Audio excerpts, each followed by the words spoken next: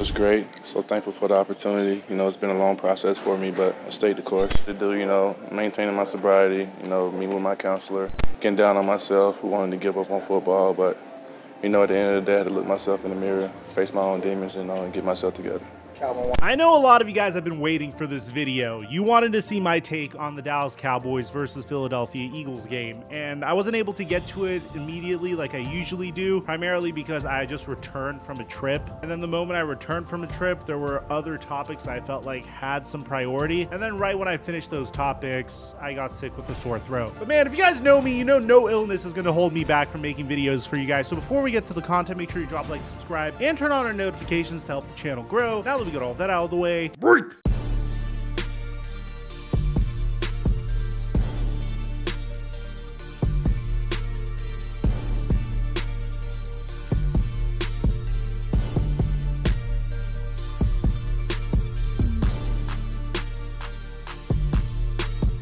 Leading up to the season, I spammed predictions at you guys consistently. Michael Porter Jr. needed over 5.5 rebounds in his season debut. Tyreek Hill just needed a touchdown, and Steph Curry just needed 1 point. Shout out to those that tailed. For those of you guys that were able to make money, we're giving away our picks for free all season long for the NBA and NFL on my Instagram at @TheFlightMike. And right now, when you use promo code Mikerophone on PrizePicks, they'll match your deposit up until $100. Thank you, PrizePicks, for the sponsor. Mic check 1 2 1 2. What's going on, everybody? The Dallas Cowboys made a significant roster transaction, which we're going to get to later on in this video. But the very first thing that we need to talk about is their game versus the Philadelphia Eagles. You see, the Cowboys are known for one thing in particular, and as much as I like to be the typical meme-worthy Dallas Cowboy fan, I hate to admit it, it seems like more often than not it is true. At least it has been for the last couple of years. You see, here's the Dallas Cowboys cycle. The Dallas Cowboys season would start, then they'll beat up on bad teams, then fans will get delusional and say stuff like, "This is our year," and then we'll choke in the playoffs. And I hate to admit it, man, over the past couple of seasons, this seems to be true. And then in the offseason, they'll make some additions that'll get us excited. This past offseason being the trade for Stephon Gilmore, the trade for Brandon Cooks. Oh my God, Stephon Gilmore is going to join Trevon Diggs and Micah Parsons and Darren Bland and Tank Lawrence and Dan Quinn's defense. This is perfect. Oh, Brandon Cooks is the vertical threat we've needed to complement CeeDee Lamb ever since we traded Amari Cooper. So going into this game against the Philadelphia Eagles, the one thing that was on my mind is if we're able to beat Philadelphia Eagles, we're going to automatically throw that argument out. The last opportunity we had to prove ourselves was against the San Francisco 49ers, and the things that they did to the Dallas Cowboys should not have been shown on a television. I like to describe it as an unlubricated, brutal fisting of a football team, which should not be nationally televised, but for some reason it was. The Cowboys were able to beat the LA Chargers, but they currently have a losing record. The LA Rams, but they currently have a losing record. The New England Patriots, who have a losing record. The New York Jets, who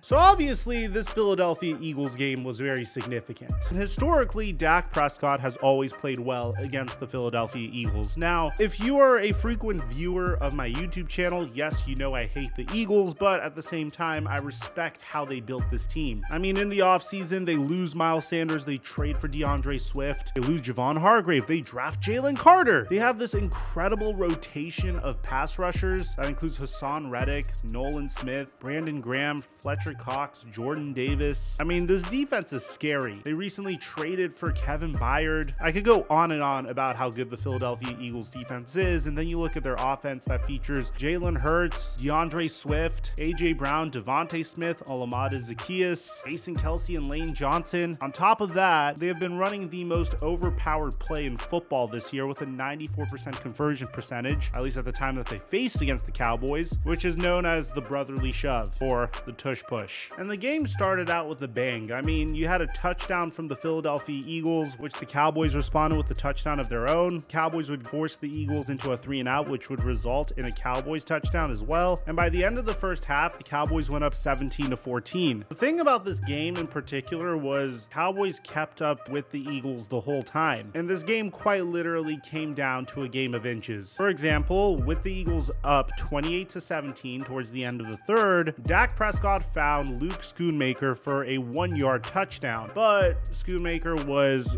a few inches short and it got ruled as a turnover on down. Now, fortunately for the Cowboys, this forced the Philadelphia Eagles to punt after a minute and a half, and they would score a touchdown. That would burn about 4 minutes of clock. And after that touchdown, with the Dallas Cowboys forcing another 3 and out, the Dallas Cowboys would turn the ball over on downs at the Philadelphia 29 on 4th and 8. And my issues with this game is very nitpicky. I mean, for instance, on 4th and 8, why are you trying to throw the football to Jalen Tolbert instead of CeeDee Lamb, who has been dominating all game long? I don't necessarily know. Dallas Cowboys would get one more opportunity with 40 seconds left, but they wouldn't be successful, fumbling at the Philadelphia 7-yard line to end the game. So how do I feel about all this? Honestly, I would have preferred us to get the win. As a Cowboy fan, I desperately want us to get a win against a team that is a Super Bowl contender like the Philadelphia Eagles or the San Francisco 49ers. And we had the opportunity to do that. But this game was a little bit different than the game with the San Francisco 49ers. Dak Prescott played out of his mind. I mean, I think this is one of the greatest games I've seen from Dak Prescott since the wild card game versus the Tampa Bay Buccaneers last year. I mean, he did make some mistakes here and there, and he did have 2 opportunities to potentially convert and put the Cowboys up. But honestly, the Cowboys came and played the best version of their game that they could. I mean, just looking at it, Dak Prescott was 29 of 44 for 374 yards, 3 touchdowns, was sacked 5 times, and had a QBR of 72.5. Jalen Hurts had a QBR of 59.7 through 2 touchdowns at 207 passing yards and 36 on the ground. In an ideal scenario, the Cowboys win this game, but they were in the best position that they could have won, and I really can't point the blame finger at anyone else except maybe Dak on that particular 4th down where he targeted Jalen Tolbert over CeeDee Lamb. And that's just nitpicking. It's not like the Eagles came here and dominated us, because we have to face off against the Eagles again, and I do believe that we can compete with this team, which is all I could ask for after seeing us get dominated on national television by the San Francisco 49ers. I hate to say this, especially if you're a Cowboy fan, you're probably going to hate saying this, but the Philadelphia Eagles are a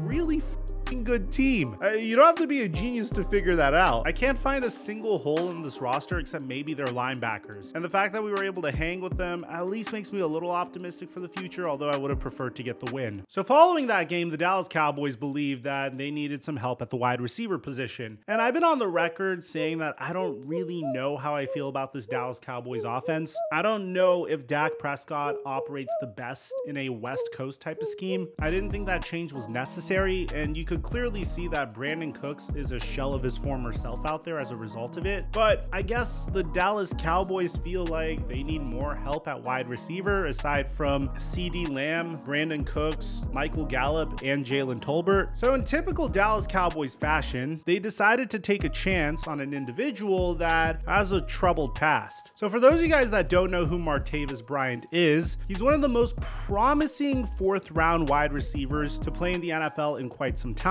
He was teammates with DeAndre Hopkins and Sammy Watkins in Clemson. And to give you an idea of how promising he truly was, in his rookie season, he had 549 receiving yards off of 26 receptions and 8 touchdowns. In his sophomore season, he had 765 receiving yards off of 50 receptions and scored 7 touchdowns in total. He would then get suspended for the 2016 season for violating the NFL's substance abuse policy. Now, I'm not going to necessarily go into what the substance abuse policy problems were. It could have been the devil's lettuce. It could have potentially been worse. I tried digging everywhere. I couldn't really find it anywhere. But all we know is he got suspended for the league substance abuse policy the entire 2016 season. Now, he would get conditionally reinstated in 2017, and he would pick up right where he left off with 50 receptions, 603 receiving yards, and 6 touchdowns. At this point, Martavis Bryant was clamoring for a bigger role in the offense, and then the Steelers would trade him to the Oakland Raiders for a 3rd round pick, where he would get released 5 months later because he was facing a possible year-long suspension by the NFL for violating his probation on the substance abuse policy. And it was a lot more than a year. Martavis Bryant was suspended by the NFL indefinitely, and we haven't heard of him in the NFL since 2018. Now, he would try to make a run in the CFL, and then the Indoor Football League, and the Fan-Controlled Football League, and most famously, he was the 5th overall pick in the 2023 XFL draft, but he was released yesterday so he could sign with the Dallas Cowboys. So 2 days ago, the Cowboys hosted Martavis Bryant for a workout. The workout was supposedly very impressive, and the Cowboys announced that they are signing Martavis Bryant for the rest of the season. It's a very low risk, high reward signing for a player who has historically been very good whenever given the opportunity. Now, of course, this isn't the same Martavis Bryant from before. He's now about to turn 32 years old in about a month,